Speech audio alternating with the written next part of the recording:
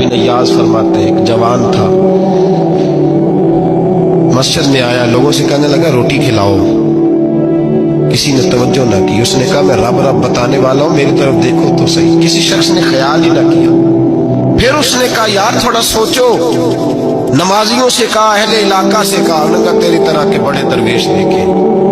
मस्जिद के मेहराब में वो रब करीम का बंदा इंतकाल कर गया। जब फौत हो गया ना, लोगों का मिजाज है, बीमार को दवाई नहीं देते, जनाजे पे वक्त पे पहुंच जाते।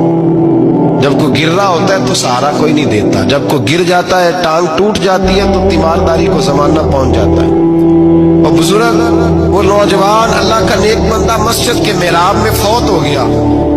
हज़रत फज़ैल इब्न इयाज़ कहते हैं इमाम साहब ने ऐलान किया चंदा दो, कोई लावारिस फौत हो गया, कफन देना।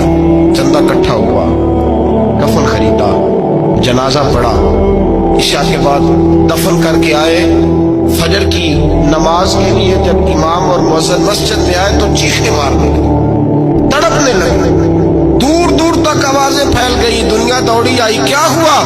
कहने लगे वो जो तुमने कफन पहनाया था वो यहाँ पड़ा हुआ है, और देखो कफन पे तहरीर लिखी है। तहरीर क्या है? अर्श के मालिक ने फरमाया मेरे दोस्त ने रोटी मांगी, तुमने दी नहीं।